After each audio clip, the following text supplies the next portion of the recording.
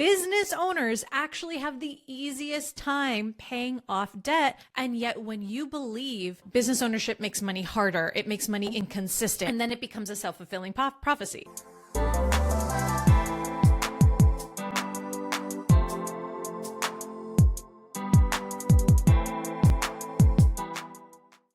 Hi, business owners. Welcome back to the podcast. I am very excited to share with you this 4-part series, which we are kicking off today on the 5 stages of debt payoff. Now, this is a framework that I have shared with my clients before in bits and pieces to try and help them understand what is happening, understand their brains, understand their motivation, their dopamine as it relates to debt payoff. And it's been very helpful in bits and pieces, but I wanted to put it all together into a singular framework because once you understand this, you will understand why you have failed at debt payoff in the past, why it has felt impossible, what you have been missing, and what you need to do to stick to your debt payoff plan this time around, and not just stick to it, but make it actually feel easier than it ever has before. Now, what I'm going to share with you specifically applies to business owners, and I love coaching business owners on debt payoff because business owners actually have the easiest time paying off debt versus any other group of people. Let me say that again. Business owners actually have the easiest time paying off debt compared to, for example, an employee or a 9-to-5 worker. And the reason is very simple. It's because you control your money wholly as a business owner. You are 100% in control of your money, which means if you know how to do this correctly, you could be paying off debt so fast. The trouble that a lot of business owners get in, though, is that they think that business ownership means that money is harder. I feel like I need to do an entire series around just this by itself because that could not be further from the truth. As a business owner, you actually have the opportunity to have the easiest time with money. And yet when you believe, business ownership makes money harder, it makes money inconsistent. Inconsistent money means that I'm going to be in a harder time paying off debt. I'm going to have a harder time saving. I'm going to have a harder time paying myself. And that money overall is harder as a business owner. That could not be further from the truth. But when you believe that, you show up to your money as if that is true. And then it becomes a self-fulfilling prophecy. You do have a harder time with your inconsistent income. You believe your inconsistent income means you can't save or you can't pay yourself. So you don't save, you don't pay yourself, and you don't pay off your debt. But what I want to share with you today, and what we're going to dive into the series, is that could not be further from the truth. Okay, so let's dive into the 5 stages of debt payoff. And then today I'm going to go through stages 1 and 2 in depth. And then over the next few weeks, we're going to cover the rest. So here are the 5 stages of debt payoff. Now, if you are listening to this podcast episode on a traditional audio stream, you won't be able to see what I am showing here. And I have a whole diagram written out. So I really recommend coming over to YouTube or Spotify to watch the video podcast for these episodes specifically so that you can see the diagram, because the diagram is really going to help you understand this methodology and understand the framework. All right. With that said, here are the 5 stages of debt payoff. First, I want you to think of this as if you are on a bicycle, okay? I want you to think about this as if you are on a bicycle. Stage 1 is going into debt. It is a steep downhill. Think about being on a bicycle on a steep downhill. You're moving really, really fast, but it's also a little bit out of control. And it's probably very scary, right? Think about that. Have you ever been, a kid and you're at the top of that hill and then you go down and it's like your handlebars are shaking and you're a little bit freaked out and you don't know how you're going to stop? That's what going into debt feels like. It's also easy to go into debt from the perspective that you don't need to pedal at all. You don't need to exert physical energy to go into debt. It feels as easy as falling down a hill. Now, that doesn't mean it's emotionally easy, but it's physically easy. So stage 1 is all about going into debt. Stage 2 is rock bottom. It's when you crash out at the bottom of that hill. Your bicycle falls over, maybe you go over your handlebars, you bonk your head, you're a little scuffed up at rock bottom. But during the debt payoff journey, rock bottom is when you decide, I am done. I am not gonna be on this bike, on this hill anymore. It's when you decide you are ready to not go into debt anymore and to start paying off debt. Now, a lot of people think we hit rock bottom and then we go immediately to debt payoff, and that's not actually true. Stage 3 is actually a little bit of a plateau here, and stage 3 is called no new debt. It is specifically where you decide, I am going to stop going into any new debt. I'm going to go into all of these in more detail, but I want you to think about no new debt as if, you decide, I'm going to stand up, I'm going to brush myself off from my crash at rock bottom. I'm going to decide to get back on my bike and I am going to start pedaling. No new debt does require energy. You literally have to physically move, right? But it's actually not as emotionally challenging as slow burn hill. This is stage 4. Slow burn hill is where you're deciding, I'm going to start getting out of this debt. And it's like pedaling your bike up a slow incline. Maybe the incline isn't very, very steep like it was when you were going into debt, but you're having to pedal the bicycle every single movement. There is no gravity helping you on slow burn hill. And in fact, it's psychologically challenging because when you're on slow burn hill, you can see the end date in the future, but it feels like, I'm just going to have to slow burn this way all the way up. Then we hit the fork in the road, where there's kind of 2 options for stage 5. Option for stage 5A is the endless burn. It's when you just continue on slow burn hill, you don't change anything else, and you're just going to slowly pay off your debt until you hit your debt payoff date. But option 5B is the easy downhill. It's when debt payoff becomes easier and easier. You're getting the assistance of gravity to help you down a nice lazy hill. You're not having to pedal as hard. And this happens when you start taking control of your profit and your income in your business. So we're going to get to these, but I wanted to show you the entirety of this framework so that you can kind of imagine what it feels like. But today we're going to go into stage 1, going into debt, and stage 2, rock bottom. Now, let's talk about stage 1, going into debt, because really there are 2 types of ways that business owners go into debt that I typically see. Option 1 is growth debt. You're going into debt, but you're actually feeling kind of excited about it at first, right? You're investing in things that your business needs to grow. You're hiring team members. You're getting a new building. You're investing in inventory. You're investing in things that you believe will help you grow. And when you're going into debt in this way, it doesn't often feel like that steep incline that we saw here. Often when you're going into debt with growth debt, it kind of feels like that lazy hill. You're like, this is easy. I have room on my Amex. Let me invest in some ads. It will definitely help me grow.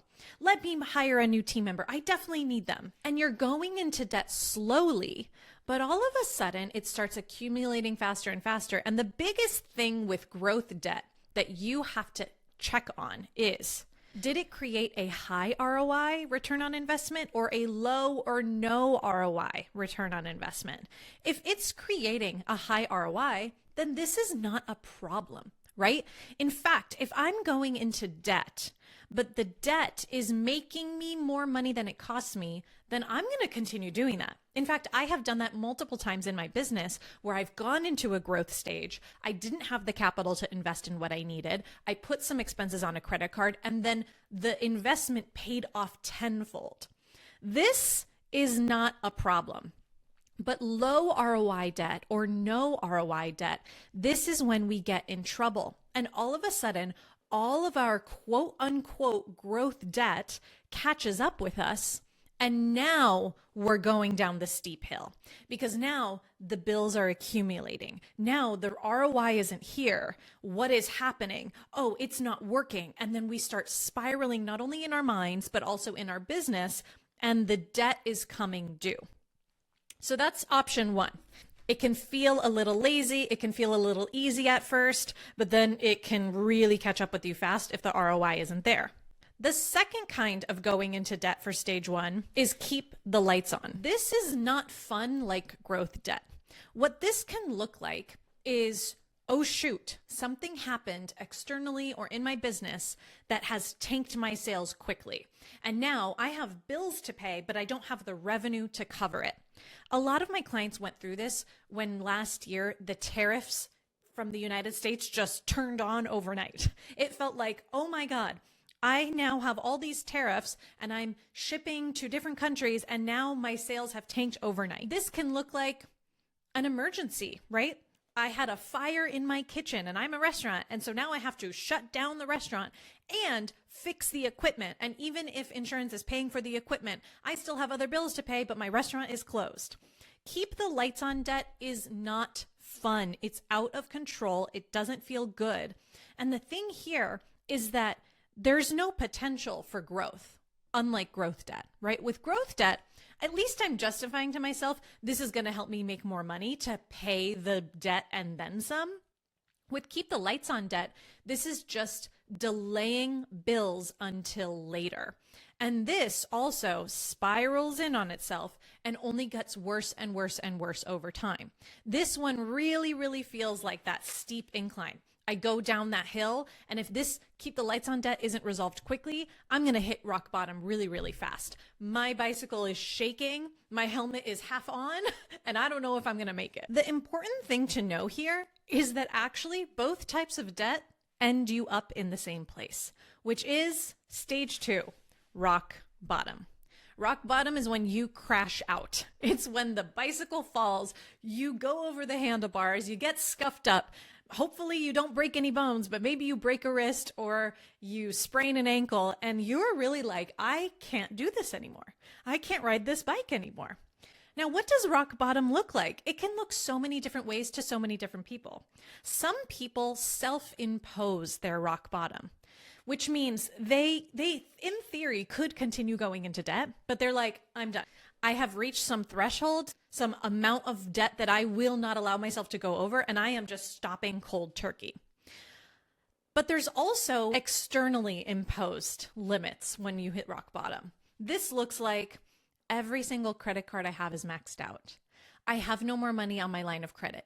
Nobody will lend me money. And so I am physically capped at taking on any additional debt. I have maxed out every avenue of debt that I can possibly take on, and now I am stuck. Regardless of how you get to rock bottom, it typically feels the same. It feels like waking up in the middle of the night in a cold sweat, worried about how you're going to pay off your debt. It feels like deep, deep regret and shame towards the past decisions that you made. It feels like fear of what is going to happen in the future. It feels like uncertainty. It feels like you wish it would just all go away. Rock bottom is not a fun place to be. But what I want you to leave this episode with, especially if you're in one of these two stages, is that rock bottom is actually a great place to be. For one specific reason. It's because at rock bottom, you're not taking on any new debt.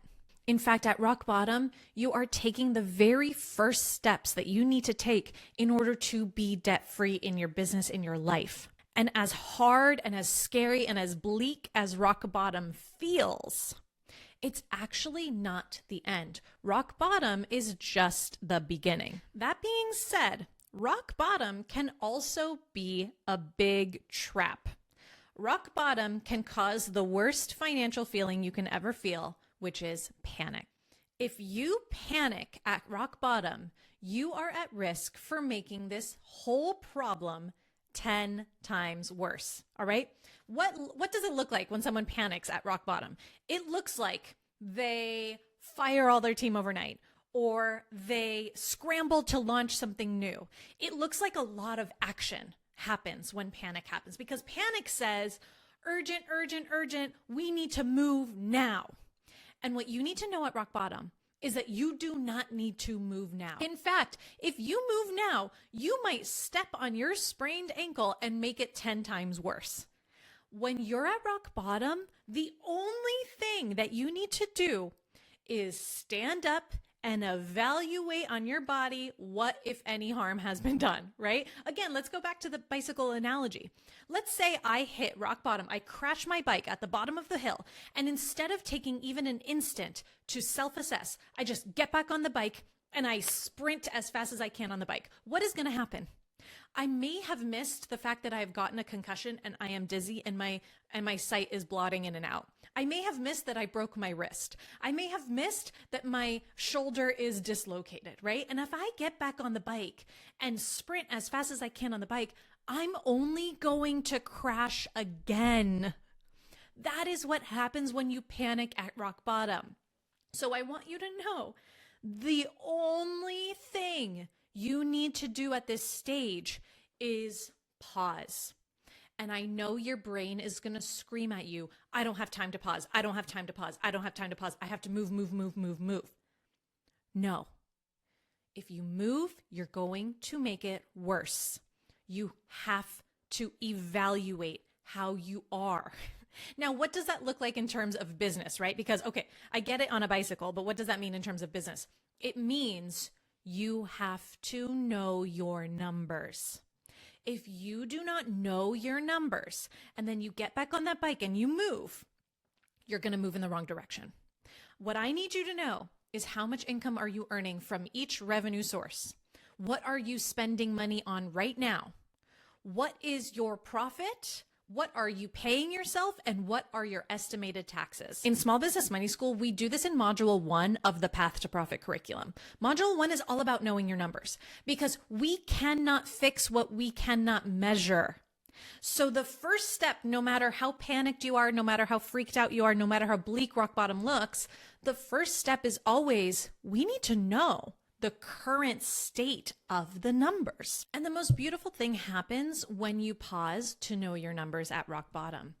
Number 1, you feel calmer instantly. That panic that was bubbling up slowly quiets down. Every single client I have worked with who has paid off debt has been at rock bottom. That's just a fact. And every single client who has gone on to know their numbers first has expressed the feeling of calm, not because everything looked great, not because they found some secret money that they didn't know existed and they could pay off their debt in one fell swoop. No, it's not about finding a silver bullet. Knowing your numbers makes you feel calmer because you know what you're working with and you realize either A, it's not as bad as I thought it was. B, there's a couple opportunities available to me right now that I can take action on.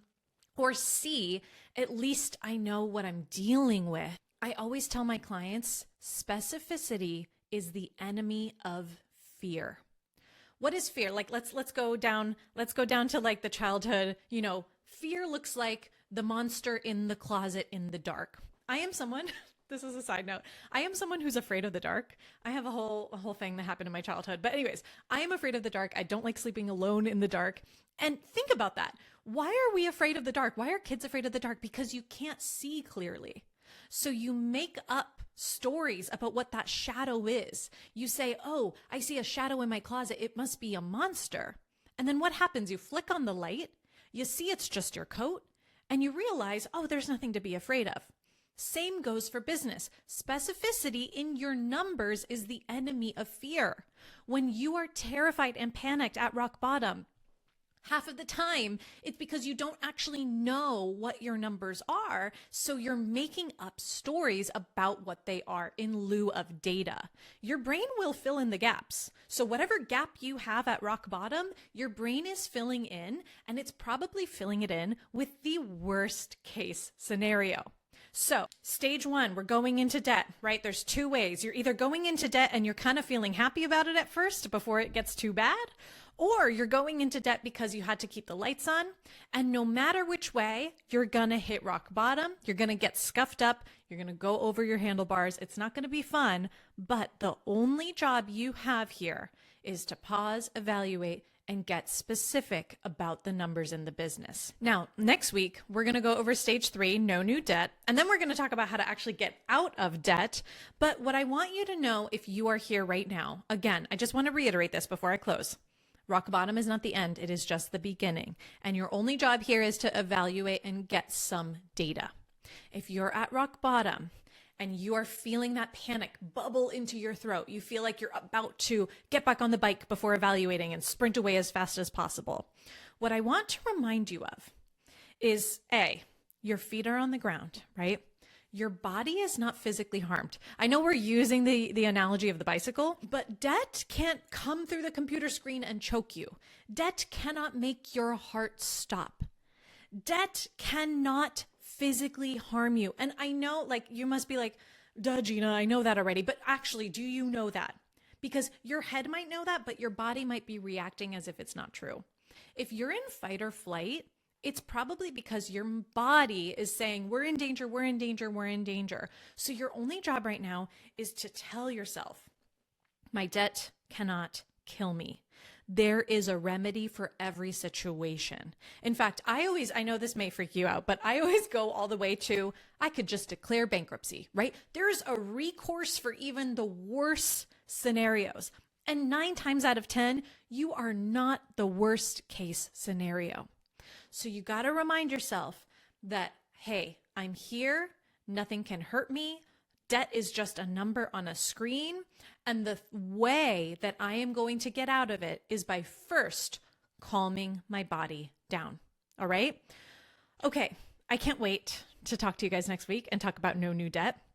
But if you are in either of these stages, if you are in stage 1, if you are going into debt, or if you are all at rock bottom, I want you to know that we help people like this every single day inside Small Business Money School. This is nothing that I have not seen before. We coach on this every day. In fact, the Path to Profit curriculum was designed to help someone at any stage of this process get out of debt faster so that you can free up your cash flow, so you can pay yourself more, so you can have more profit available to you. So I want to invite you to join us inside Small Business Money School. The link will be below. Or if you want to just learn more about this, come to my free training that I host almost every single week live, How to Pay Off 5 Figures of Debt, even if you're constantly behind. The link will also be in the show notes. And I will see you all next week. All right, take it easy.